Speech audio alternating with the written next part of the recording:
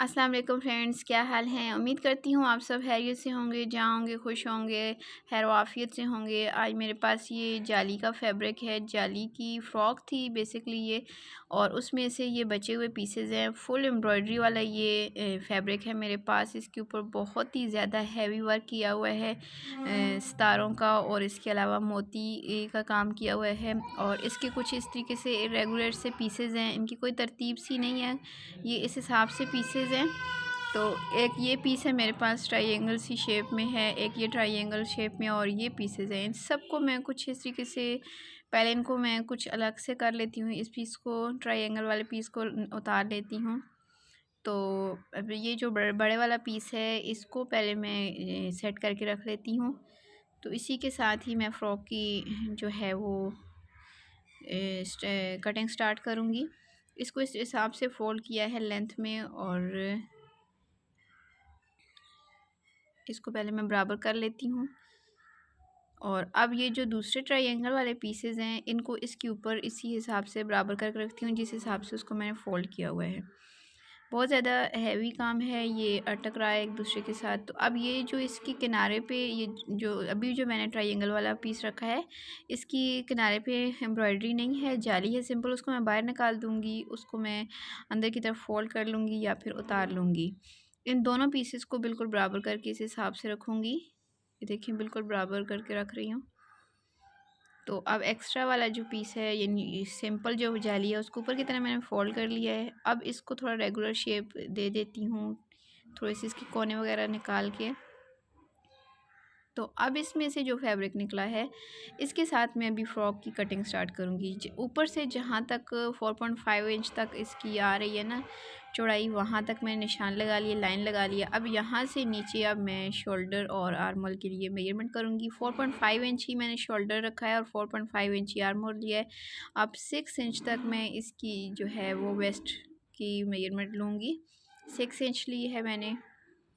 ये 2 से 3 साल तक की बच्ची के लिए परफेक्ट मेजरमेंट होती है। यहाँ से नीचे की तरफ वेस्ट लाइन जो है वो मैं 3.5 इंच लूँगी, और यहाँ से जो मैं लूँगी मेजरमेंट वो 6 इंच से थोड़ा कम लूँगी, यानी कि 5.5 इंचेस तक लूँगी। और अब इसको बाहर की तरफ मैं ए लाइन शेप दे दूँगी।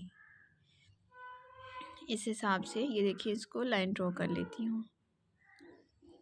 तो इस तरह के जो फैब्रिक होता है, उसकी कटिंग भी डिफ़िकल्ट होती है, बहुत ही मुश्किल से कटिंग हो रही है, और स्टिचिंग में भी बड़ा प्रॉब्लम होती है। अगर आपकी सिंपल मशीन हो तो उस पे आपने ये ध्यान रखना है कि सिलाई वाली जगहों पे जितने भी मोती वगैरह हों, उनको आपने उतारना होता है। तो ये देखिए, कटिंग भी थोड़ी सी डिफ़िकल्ट है, बहुत ज़्यादा काम किया हुआ है। और इसके अलावा अब इसकी मैं कटिंग कर लेती हूँ जिस हिसाब से मैंने पीसेस को ऊपर नीचे रखा है। फिर मैं इसकी लेंथ चेक कर लेती हूँ कि इसकी लेंथ कितनी आ रही है। ये मैंने इसकी तकरीबन मेजरमेंट कर ली है, और कटिंग भी, और नीचे से भी इसको मैं राउंड शेप में बराबर कर लेती हूँ। अब ये जो फैब्रिक है मेरे पास, इसके साथ में इसकी शमीज़ बनाऊँगी। ये 8 इंच चौड़ा है, तो इसको डबल फोल्ड कर लेती हूँ, और इस तरीके से इसके नीचे बराबर रखूँगी, और इसके ही बराबर में इसकी भी मेजरमेंट कर लूँगी। ये थोड़ा छोटा लग रहा है, इसके नीचे मैं थोड़ा सा और फैब्रिक लगा लूँगी ब्लैक कलर का। ऊपर से फ़िलहाल इसके साथ मैं मेजरमेंट कर लेती हूँ। अब मेजरमेंट के हिसाब से इसकी कटिंग कर लेती हूँ। फ्रेंड्स, इस बारे में अगर आपने कुछ भी पूछना हो तो कमेंट सेक्शन में पूछ लीजिएगा। इस तरह की जो पीसेस से बची हुई फ्रॉक्स के डिज़ाइंस होते हैं, तो आपसे रिक्वेस्ट है कि उनको स्किप मत किया करें। अब इसी शमीज़ वाले कपड़े के ऊपर ही मैं नेक की मेजरमेंट कर लूँगी। 2 इंच चौड़ा लिया है, और 2 इंच ही लेंथ में मैंने रखा है इसका नेक। और ये बैक साइड का नेक है। फ्रंट साइड का जो नेक है उसको मैं 1 से 1.5 इंच तक थोड़ा और डीप कर लूँगी, और यहाँ से इसकी मार्किंग कर लूँगी। अब दोनों की कटिंग कर लेती हूँ। पहले बैक के अकॉर्डिंग करूँगी, और फ्रंट साइड को करने के लिए मैं फ्रंट साइड के पीसेस को अलग करूँगी, और फिर इनकी कटिंग कर लूँगी। तो अब ये कटिंग हो गई है, तो ये फ्रंट साइड के सेम इसी तरीके से रहने दूँगी, और बैक साइड वालों को आपस में जोड़ूँगी। अब स्लीव्स के लिए फैब्रिक निकालती हूँ।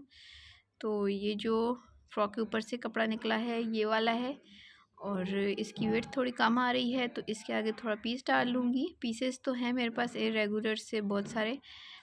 तो अब इसको बराबर करते हुए एक 2 से 3 इंच का फैब्रिक इसके आगे डाल लूँगी ताकि इसकी जो विड्थ है वो बराबर हो जाए।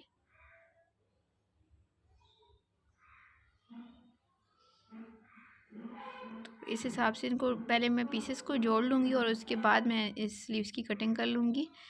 तो इसकी मैं बाद में कटिंग करूँगी।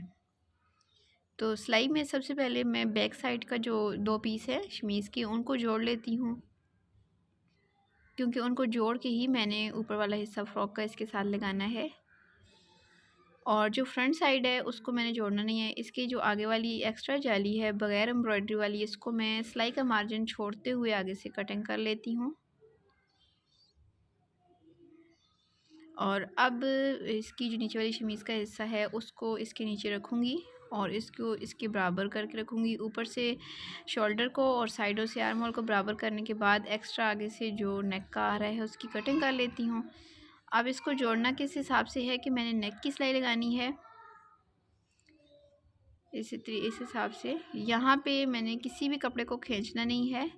अब इसी सिलाई को नीचे की तरफ ले जाऊँगी, एम्ब्रॉयडरी के बिल्कुल करीब करीब से नीचे की तरफ इस सिलाई को ले जाऊँगी। अब यहाँ से इसको अंदर की तरफ फोल्ड कर लेती हूँ और एक साइड की सिलाई तकरीबन कंप्लीट है। इसी तरीके से इसकी आर्म होल की भी सिलाई लगा लेती हूँ। अगर आपने आगे स्लीव्स अटैच नहीं करनी हो तो आप इस तरीके से अपनी आर्म होल को बंद कर सकती हैं। वो मैं आपको पैटर्न बता देती हूँ। वैसे मैंने इसके आगे स्लीव्स लगानी है, ये सिर्फ आपको बताने के लिए मैं लगा रही हूँ कि अगर आपने स्लीव्स ना लगानी हो तो आप इस तरीके से अपने आर्म होल की सिलाई लगा सकती हैं। तो इस तरीके से इसको मैं सीधा कर लूँगी, बहुत ही आसानी से सीधा हो जाएगा और गुम सिलाई के साथ हमारी जो शमीज़ का कपड़ा है वो भी जुड़ जाएगा और ये बिल्कुल अपनी जगह बैठ जाएगा। इसी तरीके से इसकी दूसरी साइड को भी ये देखिए मैंने तैयार कर लिया है और अब मैंने बैक साइड को तैयार करना है। तो बैक साइड का एक ही पीस होगा क्योंकि मैंने सेंटर में सिलाई लगा ली है।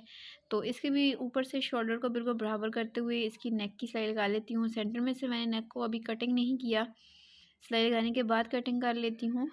आप दोनों तरीक़ों से कर सकते हैं, बराबर करते हुए नेक की कटिंग भी कर सकते हैं जैसे मैंने फ्रंट साइड की है और इस तरीके से भी लगा सकते हैं। दोनों तरीक़ों से बहुत ही अच्छे से लग जाता है। अब इसको सिलाई लगाने के बाद सेंटर में से एक्स्ट्रा फैब्रिक की कटिंग कर लेती हूँ और अब इसको मैंने सीधा करते हुए अपनी फ्रंट साइड के साथ शोल्डर को किस तरीके से अटैच करना है ये मैं आपको बताती हूँ। ये देखिए, अब मैंने बैक साइड को नीचे रखा और फ्रंट साइड को इसके ऊपर उल्टा करके रखूँगी।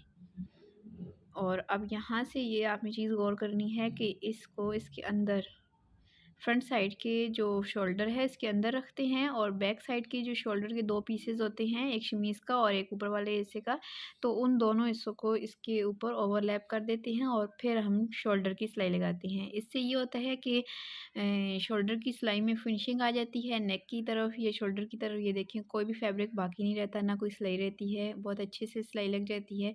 सेम इसी तरीके से दूसरी साइड के शोल्डर की सिलाई भी मैं लगाऊंगी, वो भी आपको लगा के दिखा देती हूँ। ये देखें, इसको इस तरीके से इसके ऊपर मैंने बराबर रखा और अब इसके ऊपर इसका दूसरा हिस्सा फोल्ड किया और इस तरीके से इसके ऊपर मैंने सिलाई लगानी है। अब ये सिलाई भी इसके ऊपर लग गई है। तो इस तरीके से अब मैं अगर वही बात अगर आपने स्लीव्स अटैच नहीं करनी है तो शोल्डर की फिनिशिंग के बता रही हूँ। तो फ्रंट साइड का शोल्डर मैंने लगा दिया था, बैक साइड का इस तरीके से लगाऊंगी। इस तरीके से फिर से मैंने इसको उल्टा करके रखना है और यहाँ से इसकी ऊपर वाली फ्रॉक की और शमीज़ की दोनों कटिंग्स को बराबर करके रखा हुआ है और यहाँ से इसके ऊपर सिलाई लगाऊंगी। फिर इसको मैं सीधा करूँगी तो फ्रंट साइड की तरह इसका जो आर्म होल है ये भी फिनिशिंग में सीधा हो जाएगा। ये देखें, ये मैंने आपको उस हिसाब से बताया। अगर आपने आगे स्लीव्स अटैच नहीं करनी हो तो आप इस तरीके से लगा सकती हैं। तो अब ये मेरे पास ऊपर वाला हिस्सा इसका ऑलमोस्ट तैयार हो गया है, नेक भी, शोल्डर भी सब। और नीचे से ये देखिए मेरे पास ये शमीज़ कम पड़ रही थी तो मैंने एक्स्ट्रा फैब्रिक लगा लिया है ब्लैक कलर का। तो अब इसकी एक हिस्से पे डिज़ाइनिंग करूँगी। एक हिस्से को मैं लेती हूँ, फ्रंट साइड का जो एक हिस्सा है इस तरीके से इसको रखूँगी और अब इस यहाँ से मैं इसके ऊपर डिज़ाइनिंग करने स्टार्ट करूँगी। ये मेरे पास कुछ पाइपन बची हुई है, डोरी पाइपन है, इसको हम यहाँ यूज़ करेंगे डिज़ाइनिंग में। इस तरीके से इसको अंदर की तरफ थोड़ा सा फोल्ड करेंगे और इसके साथ मैं बारीक बारीक सी टर्न्स बनाती जाऊँगी और इसके ऊपर लगा दूँगी। यहाँ पे इसको मैं इसके ऊपर पाइपिन को मैंने इसके ऊपर उल्टा करके रखा हुआ है। बाद में ये वाली सिलाई लगाने के बाद इसको मैंने दूसरी तरफ पलट लेना है। बिल्कुल छोटी-छोटी बारीक-बारीक सी चुनट्स बनाऊँगी और बिल्कुल किनारे पे करते हुए एक सिलाई लगाऊँगी। जितना मशीन का एक पैर होता है उस हिसाब से सिलाई लगाऊंगी और बारीक-बारीक सी इसके अंदर चुनट्स बना दूंगी। ये बिल्कुल ऑप्शनल है, आप चाहें तो यहाँ पे बना सकती हैं, आप ना चाहें तो नहीं बना सकती, या फिर आप इसकी इसी डोरी पाइपिन के साथ ट्रायंगल्स बना के भी इसके अंदर लगा सकती हैं। आपकी अपनी चॉइस पे है। आपके पास कोई लेस बची हुई है तो आप वो इस्तेमाल कर सकती हैं। कुछ भी आप इस्तेमाल करते हुए यहाँ पे डिज़ाइनिंग कर सकती हैं। इससे ये होगा कि जो सेंटर वाला कट है वो भी अच्छे तरीके से फिल हो जाएगा और थोड़ी सी डिज़ाइनिंग भी बन जाएगी। ये जो एक्स्ट्रा था इसको अंदर की तरफ फोल्ड करना है और इसके ऊपर से सिलाई लगाती हुई आऊँगी किनारे से, और अपनी जो फ्रिल है इसको मैं बाहर की तरफ करूँगी और इसी फ्रिल के ऊपर मैं एक सिलाई लगाऊंगी ताकि ये अच्छी तरीके से बैठ जाए। थोड़ा सा ऊपर से 1 इंच 1.5 इंच तक नीचे ऐसे ही लेके आऊँगी। अब यहाँ से दूसरी साइड का जो मेरा हिस्सा है उसको इसके बराबर में रखते हुए इसके ऊपर सिलाई लगाऊंगी। जहाँ पे मैंने इसकी पहली सिलाई लगाई थी उसके अंदर ही मैं दूसरी साइड का जो हिस्सा है उसको रखूँगी और उसके ऊपर एक सिलाई लगाऊंगी, क्योंकि मशीन के एक पैर का ही हिसाब से मैंने सिलाई लगाई थी, थोड़ा सा ही डिस्टेंस है तो उसके ऊपर मैंने दूसरी साइड को रखना है और इसके ऊपर एक सिलाई लगा लेनी है। ये सिलाई भी बिल्कुल ऑप्शनल है, आप इसको फुल नीचे तक भी बंद रख सकते हैं। ये देखिए इस तरीके से इसके ऊपर रखती हूँ और इसके ऊपर एक सिलाई लगा लेती हूँ। आप चाहें तो इसको फुल नीचे तक बंद रख सकती हैं, लेकिन मैं इसको नीचे से तकरीबन 7 से 8 इंच तक ओपन रहने दूँगी। थोड़ा सा ओपन स्टाइल में इसका लुक आ जाएगा। यहाँ तक इसको मैं थोड़ा-सा ओपन छोड़ूँगी, जहाँ से मैंने ओपन रखना है दूसरे हिस्से को बाहर की तरफ कर लूँगी और इसकी जो बाकी की सिलाई है इसकी उसको मैं कंप्लीट कर लूँगी। और इस सिलाई को कंप्लीट करने के बाद यहाँ पे मैं एक टिच बटन लगा लूँगी इसको बंद करने के लिए।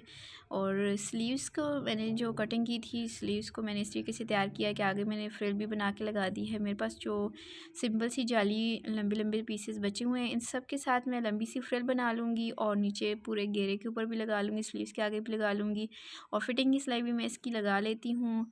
और फिर मैं आपको इसकी फ़ाइनल लुक दिखा देती हूँ, इसकी क्या फ़ाइनल लुक आती है। तो ये देखिए मैंने पूरे घेरे के ऊपर फ्ले भी लगा ली है और ये एक मेरे पास कोटा पट्टी थी, ये भी मैंने इसके ऊपर फ्ले के ऊपर लगा रही है जो कि अच्छी लग रही है, गोल्डन कलर की ही थी, इसके साथ मैच कर रही थी। और यहाँ से ये देखिए थोड़ा सा मैंने इसको ओपन भी छोड़ा हुआ है, ये भी अच्छा लग रहा है।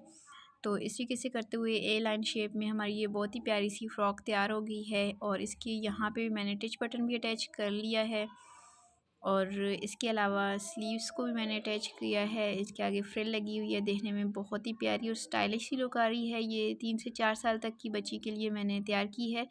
मुझे उम्मीद है कि आपको आज की ये फ्रॉक का डिज़ाइन ज़रूर पसंद आया होगा, मेरी एफ़र्ट्स ज़रूर पसंद आई होंगी। अगर आपको आज की ये वीडियो पसंद आए तो इसे लाइक कर दीजिएगा और चैनल पर अगर अभी तक नए हैं तो अभी चैनल को सब्सक्राइब कर लें। साथ ही ये बेल आइकन बटन को भी लाजमी प्रेस कर लें ताकि जब इस तरह से डिज़ाइनिंग से रिलेटेड नई वीडियो अपलोड हो तो उसका नोटिफिकेशन आपको सबसे पहले मिल सके। वीडियो से रिलेटेड जो भी कमेंट हो कमेंट सेक्शन में कमेंट लाजमी किया करें। अपना बहुत सा ख्याल रखिएगा, मुझे दुआ में याद रखिएगा। मिलती हूँ किसी नई वीडियो में किसी नए डिज़ाइन के साथ, तब तक मुझे इजाज़त दें। दुआ में याद रखिएगा। अल्लाह हाफिज़।